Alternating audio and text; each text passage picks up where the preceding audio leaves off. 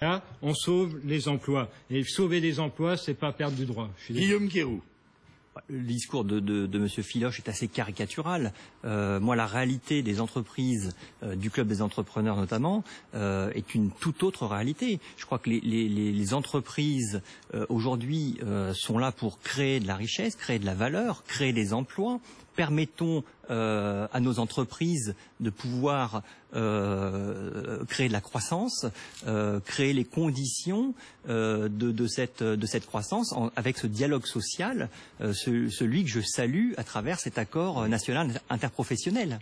Il faut effectivement saluer le dialogue social. Moi, je voudrais vraiment insister, au-delà des dispositions précises du texte, le signal qui est donné, l'image qui est donnée de notre pays, capable pour une fois de trouver une avancée en étant ensemble autour d'une table et en considérant que il n'y a pas nécessairement autour de ces sujets la lutte des classes. Je pense qu'il y a cette nécessité non seulement d'être capable d'avancer ensemble, et je regrette d'ailleurs de ce point de vue-là qu'il n'y ait pas eu un vote de l'UMP favorable à ce texte. Il s'est abstenu et c'est dommage parce que certes c'est pas un accord qui est parfait, une loi qui est parfaite et chacun de part et d'autre peut le critiquer, mais c'est une avancée et dans un contexte politique quand même extrêmement fragilisé, je pense que ça aurait donné une très haute image de la capacité, comme ont eu la possibilité de le faire des organisations syndicales qui ont été très courageuses d'avancer ensemble, ça aurait été une très bonne image, un très bon signal de montrer que l'UMP, que l'opposition et la majorité étaient capables d'aller pour le principal parti d'opposition, s'abstenir, c'est déjà un effort considérable dans le climat actuel. Je pense que dans le climat actuel, il aurait même pu voter pour. Le nombre d'UMP qu'on dit qu'ils étaient pour. Non, vous êtes bien tous les deux.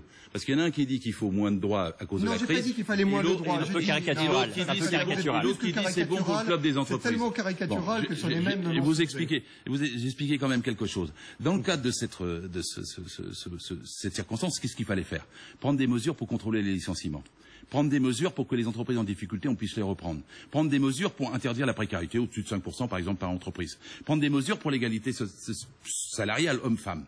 Prendre des mesures pour que les comités d'entreprise aient plus de droits et puissent contrôler leurs employeurs parce qu'ils font à peu près n'importe quoi. Qu'est-ce que vous appelez une crise, une difficulté conjoncturelle dans une entreprise? C'est quand elle passe de 15% de marge à 13% de marge. C'est-à-dire que les actionnaires se disent « Ah, on a perdu 2%, alors on va licencier ». C'est ça qui se passe. Et donc on demande aux salariés, au nom de garder la même marge pour les entreprises, on leur demande de baisser leur salaire, de fluctuer leurs horaires pendant une période de 2 ans. Et après vous me dites « à meilleure fortune ». Ah, j'adore l'expression à meilleure fortune. Vous avez déjà vu un employeur qui, quand ça va mieux, redonne à ses salariés? Mais monsieur Filoche, citez-moi ça. Vous avez déjà vu tous les employeurs et je vais même vous dire quelque chose. Les cas auxquels on peut faire référence. Très caricatural comme discours. Combien de PME, monsieur Filoche, les cas auxquels on peut faire référence, c'est-à-dire Bosch, Continental, toutes les entreprises qui avaient fait ça, ensuite ça s'est traduit par des licenciements. Très grandes entreprises. N'oublions pas. Ce que vous faites en pratique, messieurs les entrepreneurs, inspecteur du travail et le soutien de l'UMP, puisque vous regrettez que l'UMP soit pas plus franche. Elle est. Parce que ce que vous faites là, c'est de faire plier la nuque aux salariés quand il y a une difficulté, au lieu de faire plier la nuque à la finance. La finance s'en met plein les poches. Cette loi, c'est la finance qui s'en met plein les poches et qui demande dans les poches des salariés quelque chose. Non, mais vous êtes dans un univers, enfin, effectivement, et de lutte des classes, et je pense que c'est même un univers du 19e siècle. Vous êtes comme Cahuzac, c'est ça? Vous allez bientôt éviter les injures, monsieur. Allez-y. Non, vous êtes, enfin, bientôt. C'est pas d'injure. On essaie d'attirer quoi? On essaie d'attirer des capitaux, d'avoir de la croissance, d'avoir des entrepreneurs et de créer de l'emploi. Mais on est le 3e pays importateur de capitaux. Mais vous pensez, monsieur Filoche, que les chefs d'entreprise rêvent que d'une chose, qui est de licencier leurs salariés? Je voudrais qu'ils ramènent les 590 milliards des paradis fiscaux, les chefs d'entreprise. Je voudrais qu'ils les ramènent les 108 milliards de Suisse. La réalité que nous devrions regarder ensemble et qui devrait nous rapprocher, c'est éviter qu'on ait 3 millions de chômeurs dans notre pays.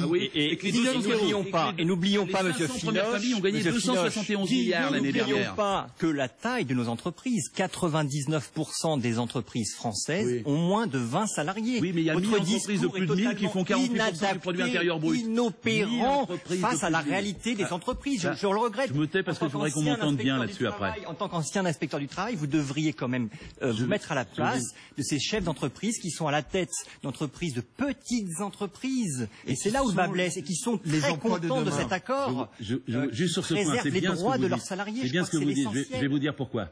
Parce qu'il y a 1000 entreprises de plus de 1000 dans ce pays qui font 48% du produit intérieur. 3 400 000 entreprises. Et qui font travailler 3,5 millions de personnes.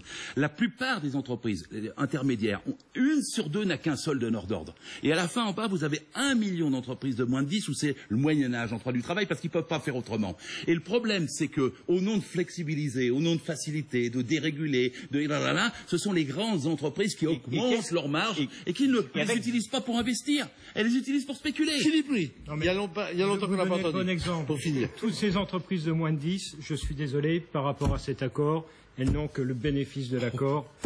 C'est les 4 millions de salariés qui vont La majorité des entreprises françaises. Ils n'ont que le bénéfice. Ça va aller dans la poche d'AXA. Non, et c'est pas vrai, ça n'ira pas dans la poche d'AXA. L'article 1 de l'accord ne prévoit pas, au contraire. Et l'AXA est d'ailleurs pas très content. C'est très caricatural. C'est caricatural. Mais ils ont sablé le champagne à AXA le soir de attendez, peut-être un peu vite. Ils préparent les prospecteurs et les prospectrices. Et ensuite, effectivement, ce sont les 1000 entreprises, les 1000 plus grosses, qui sont touchées par cet accord, parce que pour elles vont être obligées de négocier avec les organisations syndicales pour mettre des plans de sauvegarde. C'est Renault, et là, encore une fois, ça ne change que la façon de négocier. La façon de négocier parce qu'on va être obligé de mettre plus de choses sur la table, plus de renseignements. On aura des salariés dans le conseil d'administration. On n'en avait pas avec voix délibérative. Alors bien sûr, c'est rien.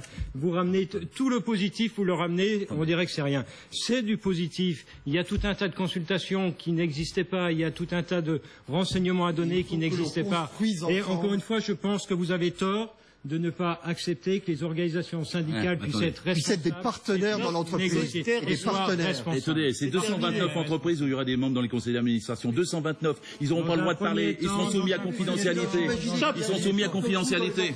Messieurs, merci. Le débat est chaud, comme d'ailleurs il l'est dans la société en général. Allez, le grand journal dans un instant, j'en perds mes notes. Et c'est Marie-Noëlle Lienemann, sénatrice socialiste de Paris.